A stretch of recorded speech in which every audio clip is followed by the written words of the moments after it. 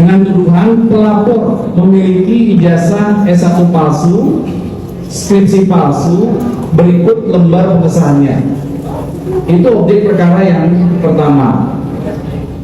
Ya, di mana objek perkara yang pertama ini penanganannya dasarnya adalah laporan polisi dari pelapor saudara Insinyur HJW, ya. Kemudian terlapornya dalam penyelidikan.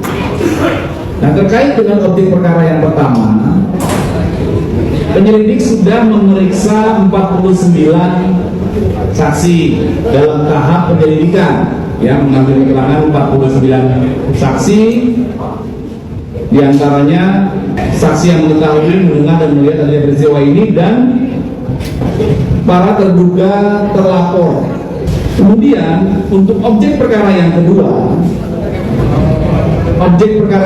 ini dasarnya 5 laporan polisi, yang beberapa laporan polisi itu ditarik dari beberapa polres. Ya, apa objek perkaranya? Objek perkaranya adalah menghasut orang lain untuk mengetahui, atau menghasut orang lain untuk melakukan perbuatan pidana serta menyebarkan berita bohong yang disebarkan melalui media elektronik. Objek perkara yang kedua ini terlapornya adalah saudara RS dan kawan-kawan. Update pendalamannya dalam tahap penyelidikan ini, yaitu penyelidik sudah melakukan pengambilan keterangan terhadap 50 saksi. 50 saksi, ya. Kemudian dalam dua objek perkara ini, penyelidik juga melakukan komunikasi untuk mengambil keterangan atau meminta legal opinion terhadap beberapa ahli untuk dimintakan pendapat.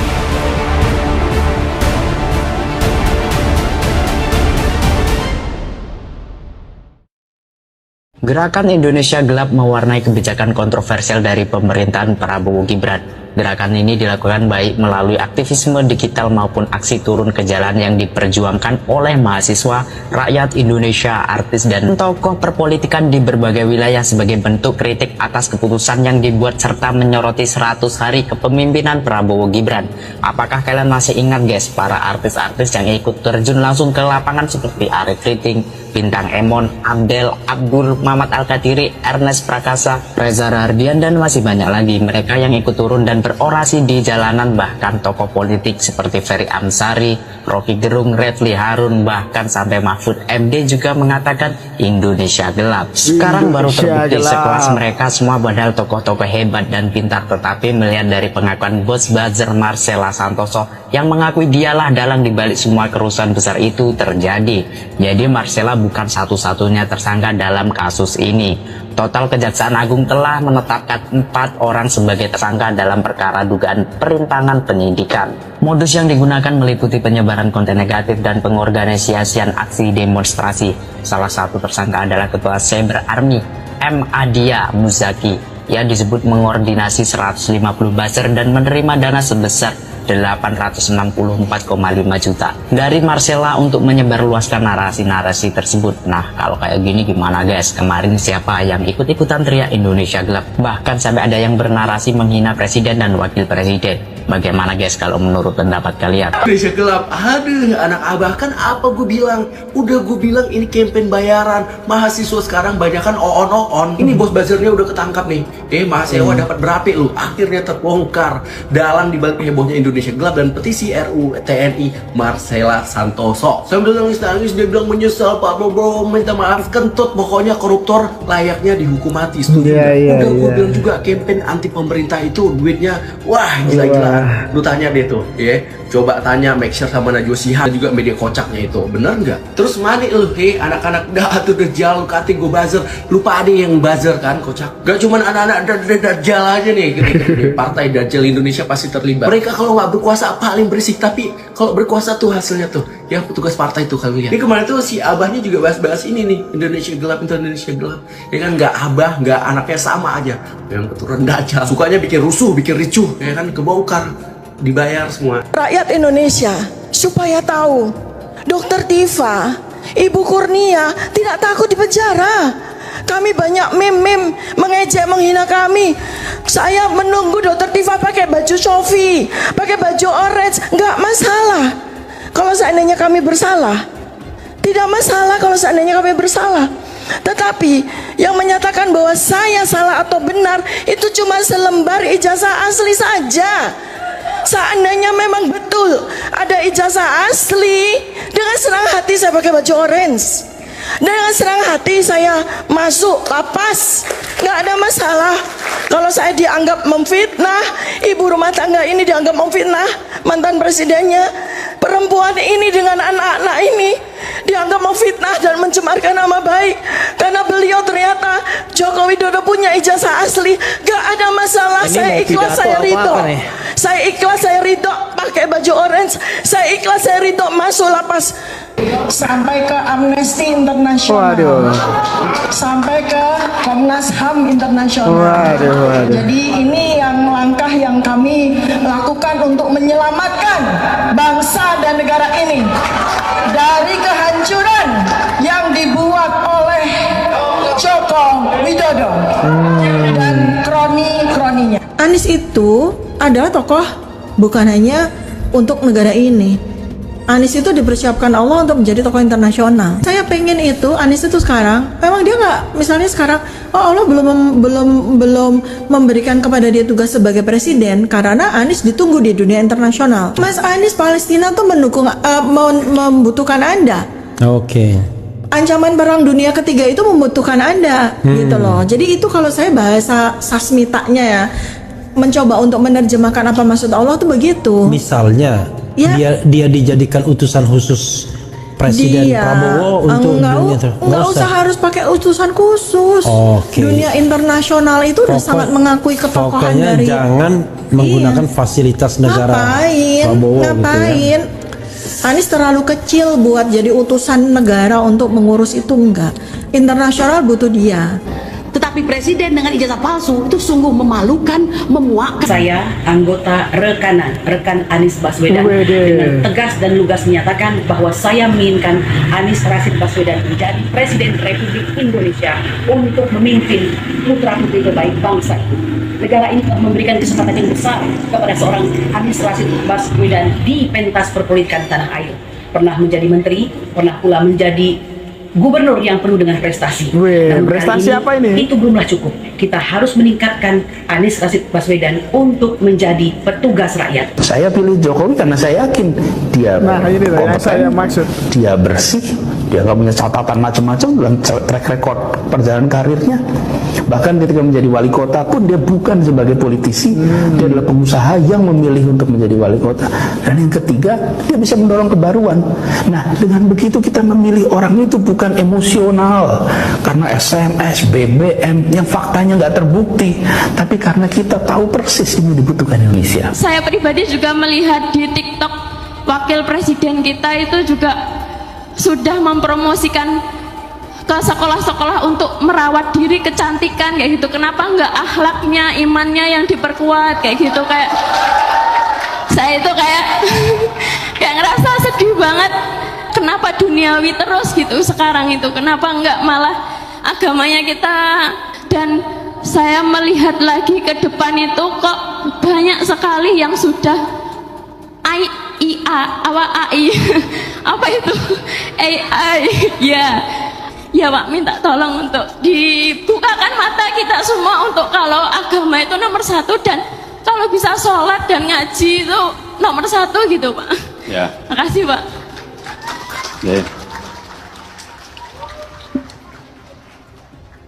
Ya lain kali kalau milih yang bener.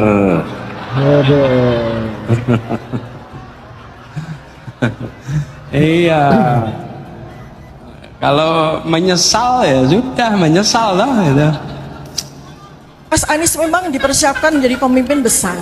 Nah, saya memprediksi beliau itu kurang lebih, kalau presiden terlalu kecil ya. Saya melihat beliau itu nanti akan jadi betul, akan menjadi sekjen PBB, dapat Nobel Perdamaian. Hari ini kita bahas Pak Anies Baswedan yang dapat penghargaan dari masyarakat, ex-gubernur atau politikus paling carmuk di Indonesia guys, no gimmick. Bahkan ada jurnalnya ini, jadi no gimmick. Jadi kritikus politik, masyarakat, Cari muka gitu. mahasiswa, Pak Anies tuh carmuk itu, carmuk dengan populismenya. Populisme itu adalah pendekatan politik, jadi Pak Anies tuh selalu dengan rakyat kecil. Kata kunci itu selalu 3, kesetaraan, keadilan, dan wong cilik. Dan tragedinya orang ini karena carmuk mulu, tidak ada ketegasan gitu ya sama orang cilik ini ya. Itu ada tragedi guys kemarin, yang tragedi Pelumpang tuh loh. Harusnya masyarakat kecil itu sudah dievakuasi atau dipindah, tapi malah di ACC. Jadinya ketika ada bencana di daerah depo Pertamina Pelumpang Jakarta Utara, itu banyak kena korban. Yang terkenal DP 0%, siasatnya Pak Anies dalam berkampanye dinilai mengada-ngada dan seolah-olah menarik rakyat kecil atau wong cilik. Semua pihak termasuk pelaporan nanti dari TPUA kepada Kompolnas ya, kemudian kepada pihak-pihak lain yang mungkin diperlukan. Jadi insya Allah semua ini akan membuka wacana masyarakat, membuka pengetahuan masyarakat, dan yang penting adalah kejujuran dan kenegarawanan. Itu yang paling penting untuk membongkar skandal ijazah palsu. Sudah ambil ijazahnya? Sudah Om. Yang tanda tangan siapa? Rektor Roy Suryo Om. Oh baik. Sudah diuji di lab forensik sama Bang Rismon Sianipar? Jelas sudah Om. Oh ya. Sudah dibawa ke rumah sakit? Memangnya harus? Harus dibawa ke rumah sakit. Biar diperiksa sama dokter Tifa. Diperiksa apanya? Ya, diperiksa kesehatan kertasnya, Kesehatan tintanya, kesehatan stempelnya juga diperiksa. Begitu ya Om? Iya, supaya ijazahmu itu kuat. Asli dan kuat. Kuat kalau kau mau pakai maju. Iya. Untuk Presiden RI di tahun 2029. Oh ya baik. Ya harus dibawa ke dokter Tifa untuk diperiksa kesehatan. Saudara Joko Widodo itu terkenal pembohong. Loh, pembohong gimana ini? Maka boleh jadi barang ini memang tidak ada, dan dia berusaha keras untuk melindungi agar barang ini tidak ketahuan publik. Kalau dulu kan cukup ya Bambang Tri dikerjakan dengan Bareskrim ya, waktu yang bergerak Direktorat Tindak Pidana Cyber, tangkap selesai. Di situ juga sebenarnya ini menjadi konfirmasi dia mulai defisit kekuasaan. Harus dia turun sendiri baru barang di jalan. Asli, padahal yang diperiksa juga adalah soal identik dan non identik. Identik tidak sama dengan otentik. Tidak sama. Tidak bisa dikualifikasi, di framing menjadi asli. Belum terbukti bahwa dugaan ijazah palsu Jokowi asli. Belum. Oleh karena itulah TPUA melanjutkan proses ini sampai tuntas, sehingga masyarakat, rakyat, bangsa Indonesia puas pada ujungnya tentang bagaimana status ijazah dan juga skripsi dari presiden atau mantan presidennya yang menimbulkan kegaduhan dalam kehidupan berbangsa bernegara. Oleh karena itu TPUA dan tim advokasi berbuat untuk kepentingan publik, untuk kepentingan masyarakat, dalam rangka membela kebenaran, kejujuran, dan keadilan di negeri Republik Indonesia. Bang Egy Sujana untuk memenuhi panggilan klarifikasi karena Bang Egy sakit lagi di luar negeri, maka kami yang disuruh oleh pihak keluarga untuk hadir pada saat ini. Seluruh warga dunia yang mencintai keadilan, hari ini saya berbicara bukan hanya sebagai warga negara Indonesia, tetapi sebagai bagian dari komunitas global yang menjunjung tinggi kebenaran, kehormatan, dan integritas intelektual. Indonesia, negara demokrasi terbesar ketiga di dunia, tengah menghadapi krisis moral yang sunyi namun sangat menentukan. Bukan krisis yang ditandai oleh perang atau kekerasan, melainkan oleh pergulatan antara kebenaran dan kekuasaan, antara nurani akademik dan tekanan politik. Inti dari persoalan ini adalah sebuah pertanyaan yang sederhana namun mendasar. Benarkah seorang mantan Presiden Republik Indonesia pernah menjabat dengan ijazah akademik yang tidak otentik? Pertanyaan ini bukan serangan pribadi, bukan fitnah, bukan pula manuver politik. Ini adalah panggilan moral dan konstitusional yang diajukan oleh kami para akademisi, peneliti, dan intelektual yang menjalankan tanggung jawabnya untuk mengkaji, mempertanyakan, dan mengungkapkan kebenaran. Namun hari ini, kami yang bersuara, di antara kami adalah saya sendiri Dr. Tifa, Dr. Roy Suryo, Dr. Rismon Sianipar, dan beberapa lainnya justru dikriminalisasi. Kami dibungkam, kami diperlakukan seolah-olah penjahat. Padahal satu-satunya kesalahan dalam tanda kutip kami adalah kami sedang menegakkan kebenaran. Memberi penilaian terhadap pengadilan yang belum diperiksa dengan mengatakan itu ditolak. Jelas dia akan mempengaruhi. Kenapa? Karena hakim-hakim itu muridnya. Mahfud tidak sadarin. Pengadilan negeri nggak bisa dong mengadili perdata soal ijazah. Apa coba ya kan? Misalnya saya mau berkara Mas Amdusku, ijazah Anda palsu kok dibawa ke perdata. Apa kerugian saya? Mahfud mengatakan perkaranya Taufik ini akan ditolak. Padahal tidak pernah ada. Saya nggak tahu kalau yang gugat kayak apa gitu. Itu perkara lokal kecil gitu. Dan Taufik itu siapa gitu.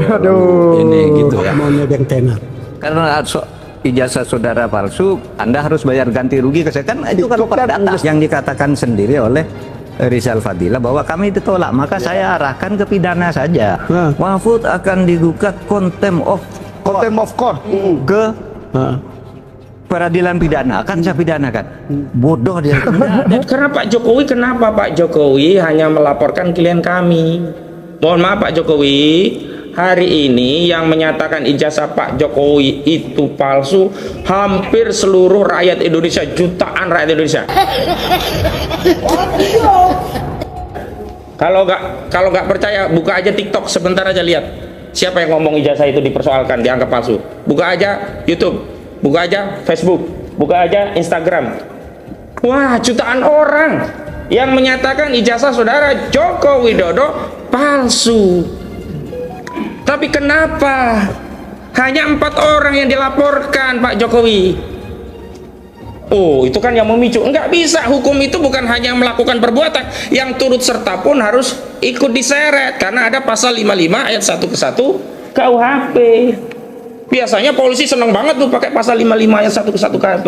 Enggak ada urusan pun ditarik-tarik. Oh, ini turut serta perbuatan. Tapi dalam perkara ijazah palsu ini kenapa dipilih hanya 4 orang? Kenapa nggak seluruh rakyat yang hari ini menyatakan ijazah saudara Joko Widodo palsu itu juga dibikin LP gitu loh? Bikin aja LP seluruh polisi di seluruh Indonesia, kan bagus. Perkarakan saja seluruh rakyat Indonesia, kan bagus. Guys, kalian mau denger nggak orasi yang dilakukan oleh si tua bangka? Siapa ini? Itu si Rizal Fadila. Jauh sebelum kasusnya dilaporkan ke Polda sama Pak Jokowi. Nah, kalian dengar? Ini. Oh, ini.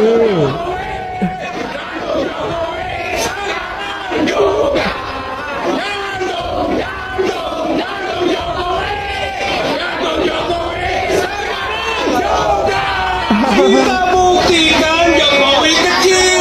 Yang kecil siapa ini? Tuh kan? Apa itu nggak kurang ajar namanya? Kurang ajar banget ini. Nanti ditangkap, dibilang kriminalisasi, tapi kelakuannya kayak gitu. Kaya ini. Ini didikan siapa sih kayak gini?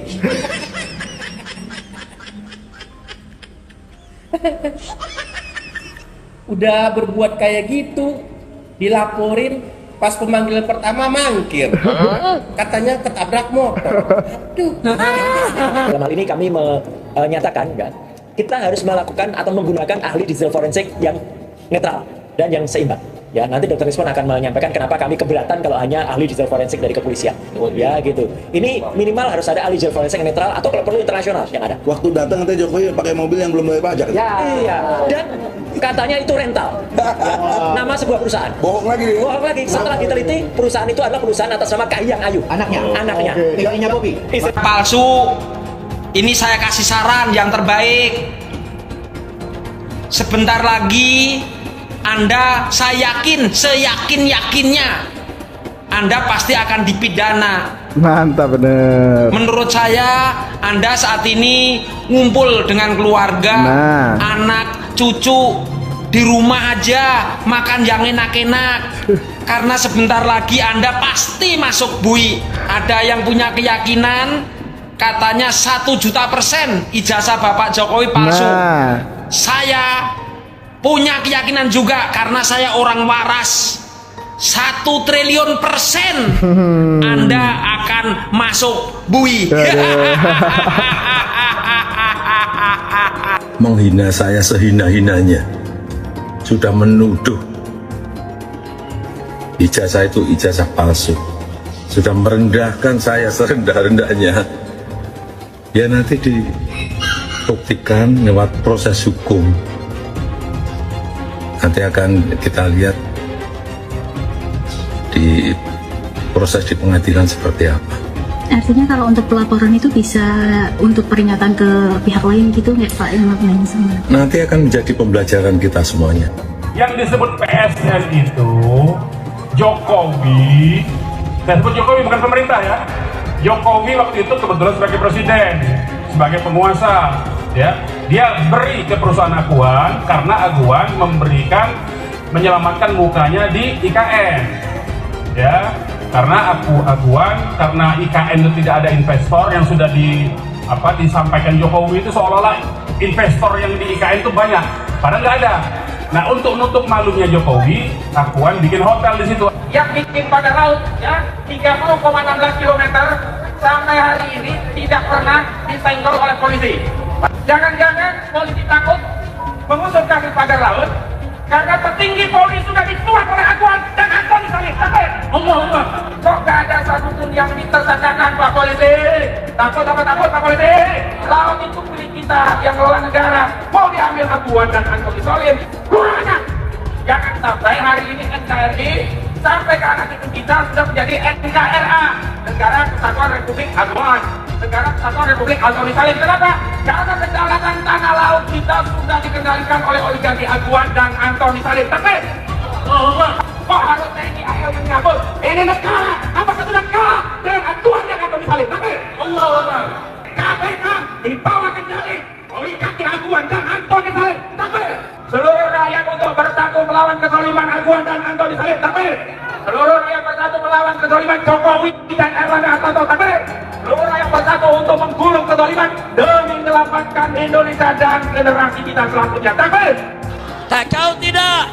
Saya mau tanya, pagar 30 km itu pendek apa panjang? Pendek apa panjang? Sekarang saya mau tanya, di pinggir laut kita ada petugas kita tidak? Ada tidak? Pengawas laut ada tidak? Apa iya mereka nggak tahu? Dia mau bodohin rakyat. Ye. Ditanya, ini bagaimana Pak? 30 km. Menteri ditanya, nggak tahu. Ya, ngapain lu jadi menteri? Digaji mahal nggak tahu. Kacau tidak? Kacau tidak? Bukan nggak tahu, udah pada terima sogokan. Nah, dia terima sogokan, dia nggak sangka kalau rakyat marah. Pinggir laut itu milik negara, bukan milik pribadi. Nggak boleh saudara orang main pagar laut. Sombongnya, sekarang begitu udah rame apa dia bilang? Enggak, itu swadaya masyarakat. Mereka mau bikin di situ Pantai Indah Kapuk 2 katanya. Mau dibikin di di Tangerang gitu kan. Saya nggak tahu ada sangkutan atau enggak sama pagar laut, wallahu a'lam. Yang saya tahu mereka mau bikin PIK 2 di situ. Kalau mereka mau bikin PIK 2 di situ, berarti masyarakat digeser nggak? Kegeser nggak? Yang ada di PIK rata-rata orang kaya apa orang miskin yang tinggal? Orang kaya apa orang miskin? Orang kaya, mereka bikin rumah besar-besar, nanti mereka taruh mereka punya speedboat, nanti mereka ini punya laut. Udah kayak mereka yang punya laut, nanti mereka pergi ke sana, itu laut kayak punya mereka. Nanti akhirnya masyarakat asli pribumi akan tergeser dari tanah kelahirannya sendiri, saudara. Ada pula yang dengan penuh semangat menjadikan kasus Aguan sebagai contoh kejahatan Tionghoa.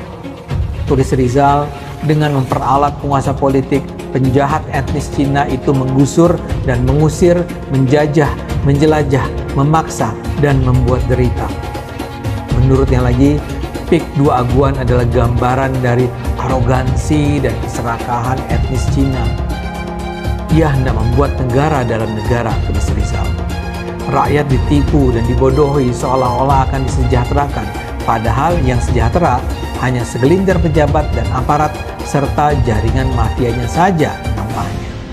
Ujungnya, tulis Rizal, pemerintah harus melakukan pembatalan segala perizinan yang terkait PIK 2. Proyek ini wajib untuk dibatalkan, kata Rizal.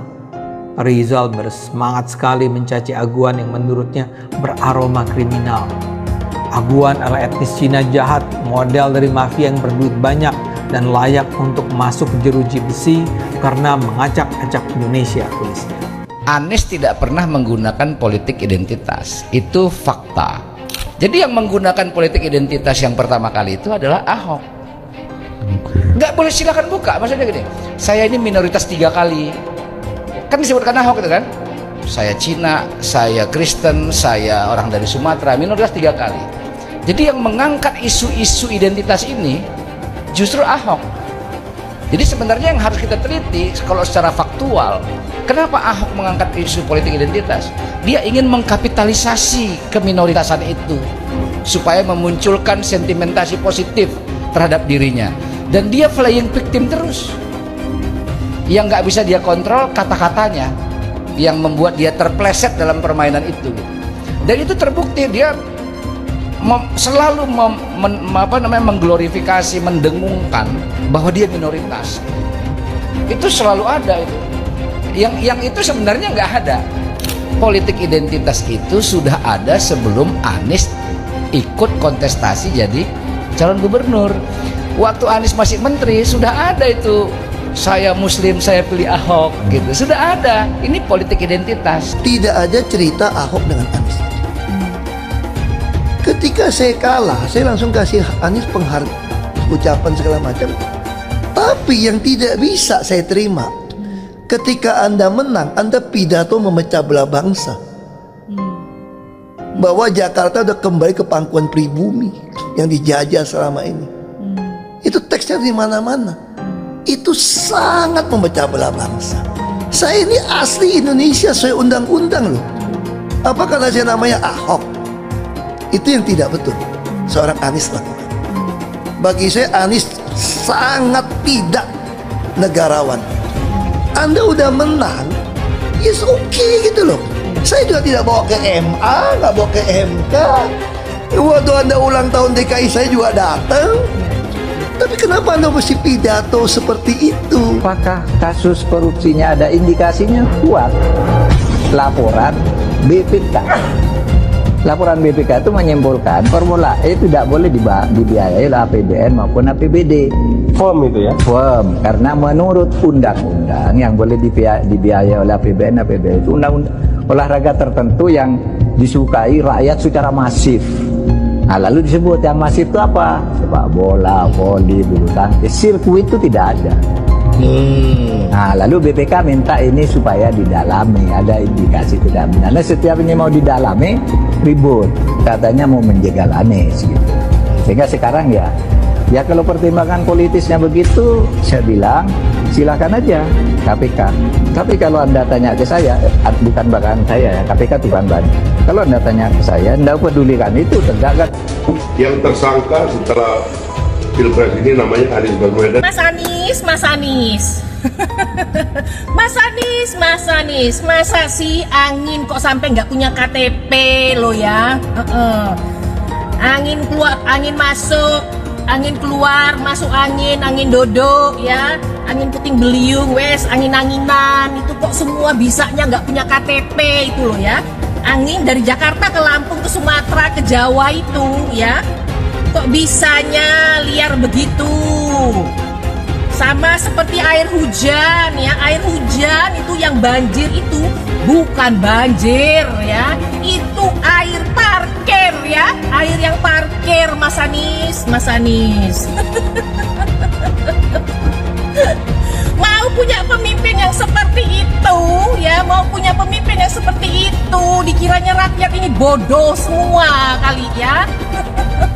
Air hujan jatuh ke bumi, nggak boleh masuk gorong-gorong. Yang banjir itu bukan banjir, itu parkir. Mas Anies. Mas Anies pernah jadi gubernur 5 tahun di DKI. DKI menerima indeks polusi tertinggi di dunia.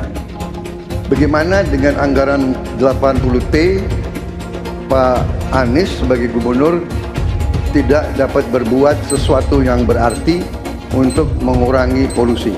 Terima kasih. Polusi udara tak punya KTP, angin tak ada KTP-nya. Angin itu bergerak dari sana sini.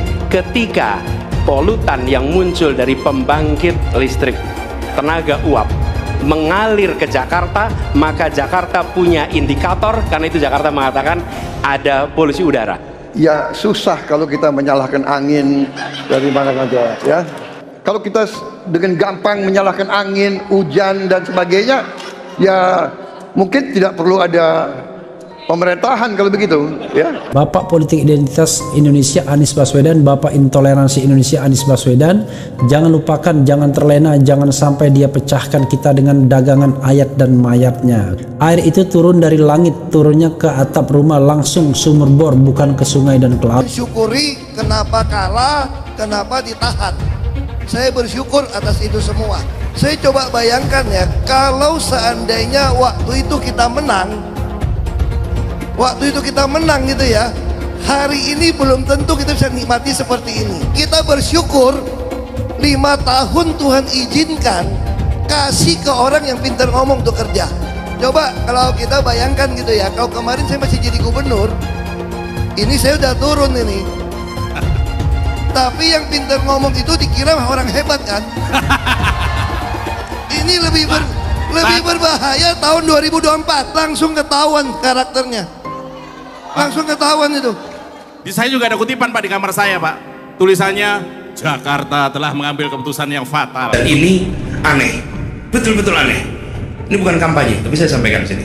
Di satu sisi menyiapkan jalur-jalur air untuk dikirim ke laut, di sisi lain di lautnya dipasang dengan pulau reklamasi, tinggal tunggu waktu jadi rob, air balik.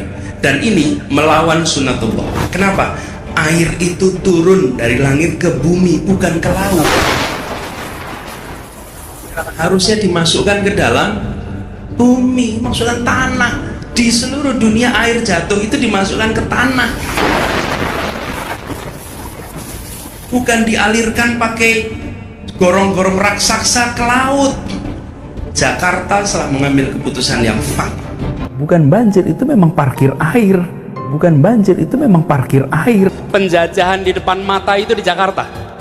Di tempat lain penjajahan mungkin terasa jauh, tapi di Jakarta, bagi orang Jakarta, yang namanya kolonialisme itu di depan mata, dirasakan sehari-hari. Dulu kita semua pribumi ditindas dan dikalahkan. Kini telah merdeka, kini saatnya kita menjadi tuan rumah di negeri sendiri. Hai semua, nama saya Jonas Leong. Saya adalah investor saham, forex, dan juga kripto. Channel ini banyak membahas tentang berita terkini, edukasi finansial, investasi, dan lainnya. Jangan lupa subscribe channel ini kalau kamu suka dengan konten yang serupa. Follow juga sosial media lainnya yang saya taruh di kolom deskripsi. Di sana kalian akan mendapatkan konten yang berbeda. Saya juga punya Telegram channel yang isinya berfokus kepada trading dan juga investasi. Itu Telegramnya gratis. Oke, kita lanjut ke videonya. Sebagian besar penonton di video ini setelah menonton video di awal mungkin bertanya, apakah kejadian seperti krisis 98 akan terulang? Belum lagi keadaan global yang tidak menentu. Lalu apa yang bisa kita lakukan untuk selamat dari krisis yang mungkin akan datang dalam waktu dekat? Jawabannya adalah investasi. Kebanyakan dari kalian yang nonton, kalau investasi pikirannya pasti hanya properti. Akan tetapi ketika terjadi krisis 98, apa yang terjadi dengan rupiah ketika hyperinflasi? Dan juga apa yang terjadi dengan harga properti? Harga dolar naik dari Rp2.500 terbang ke Rp15.000. Otomatis utang yang kita harus bayarkan naik 6 kali lipat. Banyak sekali bisnis yang bangkrut. Kebakaran terjadi di mana-mana. Hingga rumah pun bagaikan tidak ada harganya. Mau dijual pun tidak ada yang mau beli. Saya tidak mengatakan ini akan terjadi lagi. Tapi kemungkinan terjadi seperti Mei 98 tetaplah ada. Negara gede seperti Argentina, Venezuela, dan Turki baru-baru saja mengalami hyperinflasi. Apalagi setiap hari ketemu ada saja konten yang berbau sara kepada orang Tionghoa yang ada di Indonesia. Entah itu di Instagram ataupun di YouTube ataupun sosial media lainnya. Kita bisa melihat di tahun 2017 saat Pilgub Jakarta hampir terjadi kerusuhan seperti tahun 98 karena Ahok dituduh menodai agama. Ahok pun harus dipenjara untuk menenangkan masyarakat yang dengan gampangnya dihasut untuk membenci Tionghoa dan tidak memilih pemimpin yang beda agama. Pada akhirnya, Anies jadi gubernur dengan bantuan ormas terlarang seperti FPI. Dan sampai saat ini, Dia dijuluki sebagai bapak politik identitas. Kejadian itu pun berlanjut hingga saat ini. Masifnya pemberitaan sara terhadap Tionghoa beredar di media-media yang gak jelas. Penontonnya setiap hari dihasut untuk menggulingkan pemerintahan karena tuduhan Indonesia dikuasai oleh Taipan atau Sunda Naga, yang ujung-ujungnya menyalahkan Tionghoa lagi. Kita bisa melihat kejadian di PIK 2, di mana ormas terlarang seperti FPI dan HTI terus menghasut masyarakat untuk membenci Tionghoa. Saya tidak bisa membayangkan jika kejadian seperti Mei 98 terulang kembali. Setiap musibah yang selalu disalahkan adalah keturunan Tionghoa.